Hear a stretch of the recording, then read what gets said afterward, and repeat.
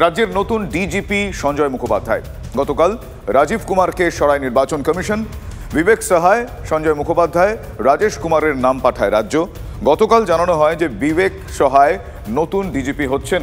24 ঘন্টার মধ্যে আবারও ডিজিপি বদল। আজ সঞ্জয় মুখোপাধ্যায়ের নাম ডিজিপি হিসেবে বিজ্ঞপ্তি দিল নির্বাচন কমিশন। রাজ্যের নতুন ডিজিপি সঞ্জয় মুখোপাধ্যায়। গতকাল রাজীব কুমারকে নির্বাচন কমিশন সরায়। বিবেক সাহায়, সঞ্জয় মুখোপাধ্যায়, রাজেশ কুমারের নাম পাঠায় রাজ্য। গতকাল জানানো হয় বিবেক সাহায় নতুন ডিজিপি হচ্ছেন। 24 ঘন্টার মধ্যে আবারও ডিজিপি বদল। আজ সঞ্জয় মুখোপাধ্যায়ের নাম ডিজিপি হিসেবে বিজ্ঞপ্তি দিয়েছে নির্বাচন কমিশন। এ বিষয়ে কথা বলবো, আমার সহকর্মী শ্রাবন্তী সাহা রয়েছেন আমার সঙ্গে টেলিফোন লাইনে। শ্রাবন্তী, ডিজিপি বদল, আবারও ডিজিপি বদল বললে বোধহয় ঠিক বলা হবে এই সময় দাঁড়িয়ে, এই কড়া সময়ে দাঁড়িয়ে। আর কি এই বিষয়ে এই সংক্রান্ত খবর পাওয়া যাচ্ছে? দেখো, নির্বাচনের নির্ঘণ্ট প্রকাশের পরপরই রাজীব কুমারকে কমিশনার পদ থেকে সরিয়ে দিয়েছিল কমিশন, এবং সেই অনুযায়ী গতকাল নবান্নের পক্ষ থেকে 3টি নাম সাজেস্ট করা হয়, যার জন্য সাময়িকভাবে একজন ডিজিকে বেছে নেওয়া হয়। যদিও বিবেক সহায়কে এখনই মান্যতা দেয়নি কমিশন, তারা সঞ্জয় মুখোপাধ্যায়কে পরবর্তী ডিজি হিসেবে গ্রহণ করেছেন। সেক্ষেত্রে যেহেতু বিবেক সহায়ের সামনেই একটা রিটায়ারমেন্ট রয়েছে, এবং গতবারে বিবেক সহায়কে মুখ্যমন্ত্রীর আহত হওয়ার ঘটনার পরে যেহেতু সাসপেন্ড করা হয়েছিল, সেটাও কমিশনের সিদ্ধান্ত ছিল। সব মিলিয়ে বিবেক সহায়ের বদলে সিদ্ধান্ত হয়েছে সঞ্জয় মুখোপাধ্যায় পরবর্তী ডিজি হিসেবে কাজ করবে। ধন্যবাদ শ্রাবন্তী। কথা বললাম আমার সহকর্মী শ্রাবন্তী সাহার সঙ্গে। অন্যদিকে এবার সুপ্রিম কোর্টে নজরদারিতে ভোটের দাবি তৃণমূল কংগ্রেসের। শীর্ষ আদালতের নজরদারি ভোটের দাবি তুলে এক্স স্যান্ডেলে পোস্ট করেছেন তৃণমূল সাংসদ ডেরেক ওব্রায়েন।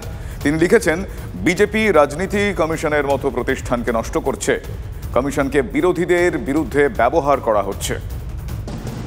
এক্স স্যান্ডেলে আজ এমনটাই পোস্ট করেন তৃণমূল সাংসদ ডেরেক ওব্রায়েন।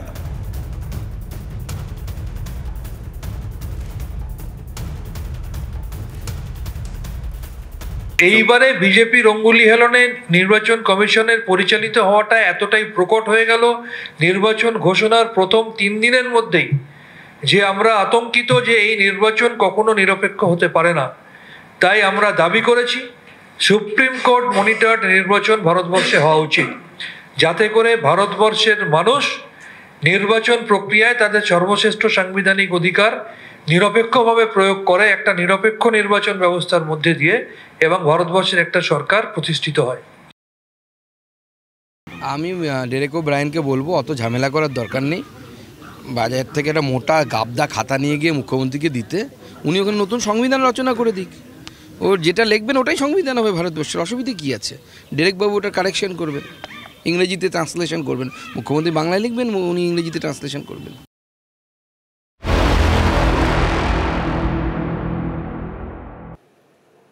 অন্যদিকে গার্ডেনরিচ কাণ্ডে ধৃত প্রমোটারের পুলিশি হেফাজত। 14 দিনের পুলিশি হেফাজতের নির্দেশ দিয়েছে আদালত। বহুতল ভাঙার ঘটনায় তদন্তের তীর পুরো আধিকারিকদের দিকে। আর কে যুক্ত খুঁজে দেখতে হবে, সওয়াল জবাবে মন্তব্য সরকারি আইনজীবীর। মহারাষ্ট্রের থানের উদাহরণ তুলে পুরসভার দিকে আঙুল আইনজীবীর। গার্ডেনরিচ কাণ্ডে ধৃত প্রমোটারের পুলিশি হেফাজত এখনো পর্যন্ত পাওয়া খবরে আমরা জানতে পারছি 14 দিনের পুলিশ হেফাজতের নির্দেশ দিয়েছে আদালত। বহুতল ভাঙার ঘটনায় তদন্তের তীর পুরো আধিকারিকদের দিকে। আর কে যুক্ত খুঁজে দেখতে হবে, সওয়াল জবাবে মন্তব্য করেছেন সরকারি আইনজীবী। ইললিগাল বিল্ডিংয়ের দরকার হয় না। এখন যা সরকার ফেসিলিটি দিচ্ছে, যাদের ক্ষমতা নেই বাড়ি করার, তাদের জন্য বাংলার বাড়ি হচ্ছে। তাতে ভাড়াটেরাও থাকছে, বাড়িওয়ালাও থাকছে, যদি নিজেরা না করতে পারে। তো এটা কেন ওখানে হচ্ছে আমি এখনও বুঝতে পারছি না। এটা দুর্ভাগ্য। ঠিকা টেনেন্সিকে পারমিশন দেওয়ার জন্য 15 দিনের মধ্যে আমরা বসে আছি, তারপরেও এটা হচ্ছে। এটা একটা সামাজিক ব্যাধি হয়ে দাঁড়িয়েছে। এটা যেটা হলো, এটা খুবই দুঃখের। পাশাপাশি এখনো পর্যন্ত যেটা আপনাদের জানালাম, যে পুরো আধিকারিকদের দিকে কিন্তু এই গোটা বিষয়টায় অভিযোগের আঙুল উঠেছে, এবং তাদের কাজে গাফিলতির অভিযোগও এক্ষেত্রে কিন্তু উঠছে। আপনাদের আরও একবার জানিয়ে রাখবো যে এক্ষেত্রে পুরো আধিকারিকদের দিকে অভিযোগের আঙুল যেমন উঠছে, তেমনই গার্ডেনরিচ কাণ্ডে ধৃত প্রমোটারের পুলিশি হেফাজত। 14 দিনের পুলিশ হেফাজতের নির্দেশ দিয়েছে আদালত। আর কি এ সংক্রান্ত আপডেট রয়েছে আমি জানবো। আমার সহকর্মী সুজয় এই মুহূর্তে রয়েছেন আমার সঙ্গে সরাসরি। সুজয়, এই ঘটনা ঘটে যাওয়ার পর বেশ কিছু দিক উঠে আসছে।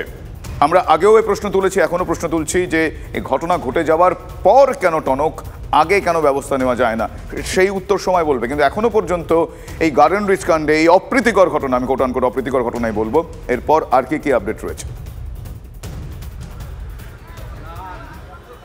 দেখো, ঘটনা ঘটেছে সবেমাত্র একদিন, তদন্ত শুরু হয়েছে একদিন, কিন্তু তার মধ্যেই কোথাও একটা পুলিশি তদন্তের অভিমুখ তদন্তকারীরা যেন ঠিক করে দিতে চাইছে। তার কারণ সরকারি আইনজীবী আজকে যখন অভিযুক্তকে আদালতে পেশ করা হয়, সেই শুনানিতে যখন তাকে নিজেদের হেফাজতে চাইতে গিয়ে একটি মহারাষ্ট্রের একটি ঘটনা তুলে ধরেন। বলেন যে মহারাষ্ট্রতে 2013 সালে এর থেকেও বড় ঘটনা ঘটেছিল, সেখানে 74 জনের মৃত্যু, সম্ভবত থানের ঘটনাটি এক্ষেত্রে উল্লেখ করা হয়। মিউনিসিপ্যাল কমিশনার একেবারে মহারাষ্ট্রের থানের ঘটনাটি উল্লেখ করেই বলা হয় যে 74 জন বাড়ি ভেঙে মৃত্যু হয়েছিল। 74 জনের যে ঘটনা, মিউনিসিপ্যাল কমিশনার সহ 9 জন পুরসভার আধিকারিককে গ্রেফতার করা হয়েছিল। এক্ষেত্রেও এই ধৃত ব্যক্তির সঙ্গে, ধৃত প্রমোটারের সঙ্গে আর কে বা কারা কারা যুক্ত আছে, পুরসভার কোনো ভূমিকা রয়েছে কিনা বা কী ভূমিকা রয়েছে সেটা তারা খতিয়ে দেখছেন। সেই কারণেই তাকে 14 দিনের জন্য হেফাজতে নেওয়ার প্রয়োজন। ফলে তদন্ত শুরুর একদিনের মধ্যেই সরকারি আইনজীবীর এই বক্তব্যটা কোথাও একটা ইঙ্গিত করে যে পুলিশ ধরেই নিয়েছে বা তারা মনে করছেন যে এই ঘটনার সঙ্গে পুরসভার যোগ রয়েছে বা পুরসভার অফিসারদের একাংশই এই ঘটনার সঙ্গে দায়ী, এর বাইরে আর কেউ দায়ী নয়, তেমনটাই তাদের একটা ইঙ্গিত। ফলে স্পষ্টই প্রশ্ন তুলছেন আইনজীবীদের একাংশ, তাহলে অন্য কাউকে আড়াল করতেই কি পুরো ঘটনার দায় পুরসভার দিকে ঠেলে দেওয়া হচ্ছে? সেই কারণে কি সরকারি আইনজীবী এই ধরনের একটি মন্তব্য করলেন? স্বাভাবিকভাবে এই প্রশ্ন উঠছে। এবং আজকে অভিযুক্ত সেই যে প্রমোটার, তার তরফ থেকে যিনি আইনজীবী দাঁড়িয়েছিলেন, তিনি কিন্তু তার জামিন চান, যদিও শেষমেশ বিচারক 14 দিনেরই পুলিশ হেফাজতের নির্দেশ দিয়েছেন। কিন্তু সরকারি আইনজীবীর এই ধরনের মন্তব্যে স্বাভাবিকভাবে একটা নতুন প্রশ্ন উঠতে শুরু করেছে যে তদন্ত শুরু হতে না হতেই কী করে তদন্তকারী সংস্থা বুঝতে পারলো বা তারা এই আন্দাজ পেল এর সঙ্গে এই ঘটনার দায় সম্পূর্ণভাবে পুরসভার উপর, অন্য কারণ উপর নয়, বা কোনো জনপ্রতিনিধি এই ঘটনার দায় এড়াতে পারেন কিনা সেটাও কিন্তু তাদের বক্তব্যে থেকে যাচ্ছে। বিরোধীদের পক্ষ থেকে বারবার প্রশ্ন তোলা হচ্ছে যে স্থানীয় কাউন্সিলর, স্থানীয় পুলিশ, তারা তাদের নাকের ডগায় এরকম একটি ঘটনা ঘটছে, কিন্তু তদন্ত শুরুর প্রথমেই পুলিশ যেতে গিয়ে ইঙ্গিত দিচ্ছে, তাতে বোঝাই যাচ্ছে যে পুরসভার দিকেই গোটা ঘটনার দায় তারা ঠেলতে যাচ্ছে বা পুরসভাই এই ঘটনার সঙ্গে যুক্ত থাকতে হবে, পুরসভা অফিসারদের একাংশ যুক্ত থাকতে পারে, সেই প্রসঙ্গটাই উঠে আসছে। স্বাভাবিকভাবে পুলিশি তদন্ত নিয়ে একটা প্রশ্ন উঠেই যাচ্ছে। শুভজিৎ, ধন্যবাদ সুজয়। কথা বলছিলাম আমার সহকর্মী সুজয়ের সঙ্গে। তবে পাশাপাশি এই বিষয়ে আরও কিছু আপডেট আপনাদের জানানোর রয়েছে। গার্ডেন রিচের ঘটনায় ব্যর্থতা কবুল করে ক্ষমা চেয়েছেন কলকাতার মেয়র তথা পুরমন্ত্রী ফিরহাদ হাকিম। মেয়রের কথায় স্পষ্ট বার্তা। কি বলছেন তিনি বলছেন, যাদের ওপর তাকে নির্ভর করে চলতে হয় তাদের অনেকেই নিজের দায়িত্ব পালন করে না, ফলে দায়িত্ব জ্ঞানহীনতার সরাসরি অভিযোগ করছেন মেয়র। খোদ মেয়রের কণ্ঠে আক্ষেপ, কিছু কাউন্সিলর আছেন যারা পাঁচিল তুলতেও টাকা নেন, তবে তার মতে অধিকাংশই নাকি সৎ। যারা এই অসততা করেন তাদের সংখ্যাটা কম বলে মেয়র দাবি করছেন। আর এই দুর্ঘটনার পর TV9 বাংলার ম্যানেজিং এডিটর অমৃতাংশু ভট্টাচার্যের সঙ্গে সাক্ষাৎকারে অকপট কলকাতার মেয়র ফিরহাদ হাকিম। এটা আমার কাছে অত্যন্ত বেদনাদায়ক এবং আমি এটার জন্য ক্ষমা প্রার্থী। আমাকে ডিপেন্ড করতে হয় মানুষের ওপরে, এবং সব মানুষ অ্যাক্টিভলি কাজ করে বলে আমার মনে হয় না। যারা কলকাতা কর্পোরেশন এরিয়ায় থাকেন বা অন্যান্য মিউনিসিপ্যালিটিতেও থাকেন, তারা জানেন বাড়িতে একটা পাঁচিল তুললেও কাউন্সিলর হাজির হয়ে যান, সেখানে একটা বাড়ি সেই পারমিশন ছাড়া উঠে যাচ্ছে, তারা জানতে পারছেন না। কিছু কাউন্সিলর আছে যারা ওই পাঁচিল তুলতে গিয়ে রং করতে গেলে টাকা নেয়, আবার এরকম বেশিরভাগই কাউন্সিলর আছে যারা এসবের মধ্যে থাকে না। এই ঘটনার একদিন পার হয়ে গিয়েছে, মানে 24 ঘন্টারও বেশি সময় পার হয়ে গেছে। এখনো এই গার্ডেন রিচে কংক্রিটের নিচে দুজনের আটকে থাকার আশঙ্কা করা হচ্ছে, যদিও উদ্ধার কাজ চলছে পুরোদমে। বহুতল বিপর্যয়, এখনো পর্যন্ত 9 জনের মৃত্যুর খবর পাওয়া যাচ্ছে।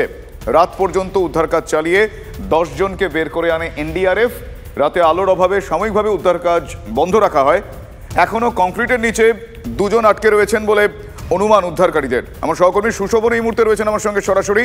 সুশোভনের সঙ্গে কথা বলবো। সুশোভন, এখনো পর্যন্ত কি পরিস্থিতি? উদ্ধার কাজ পুরো দমে চলছে আমরা জানি, এখনো যে 2 জন ওখানে আটকে থাকলেও থাকতে পারেন এমনটা আশঙ্কা করা হচ্ছে, সেই বিষয়টা নিয়ে কিছু আপডেট পাওয়া গেল?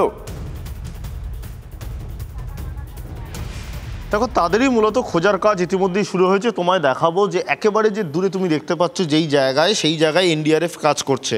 মূলত যেহেতু G+4 অর্থাৎ 5 তলা এই বহুতল, ওপর থেকে তাদের শুরু করতে হয়েছে এবং সেই জায়গায় দাঁড়িয়ে ওপরের যে কংক্রিট স্ট্রাকচার অর্থাৎ চারখানা যে স্ট্রাকচার রয়েছে 2x2 করে কেটে দেওয়া হচ্ছে। অর্থাৎ 2x2 যদি সেখানে গর্ত করা হয় তাহলে এনডিআরএফের যে টিম তারা এক এক করে নিচে নামছে এবং তুমি বুঝতেই পারছো যে এক এক করে যদি তারা নিচে নামে তারপর তারা আবার একটা স্ট্রাকচার কাটছে, তারপর তারা আবার নিচে নামছে। অর্থাৎ সময় সাপেক্ষ বিষয়, তার কারণ ওপরের যে অংশ সেটা 2x2 কাটা হলো, নিচে নামলো, নিচে নেবে তারা দেখছে আশপাশে কেউ আছে কিনা এবং যেহেতু ভেঙে পড়েছে সেখানে অনেক রকম বাধা বিপত্তির বিষয় রয়েছে। তারপর সেখানে নিশ্চিত হওয়ার পর আবার তার নিচে নামতে হচ্ছে। অর্থাৎ এইভাবে মাটি অবধি অর্থাৎ একেবারে যে জি ফ্লোর, গ্রাউন্ড ফ্লোর যেটা বলা হচ্ছিল সেই অবধি পৌঁছাতে হবে, তারপর নিশ্চিত হবে।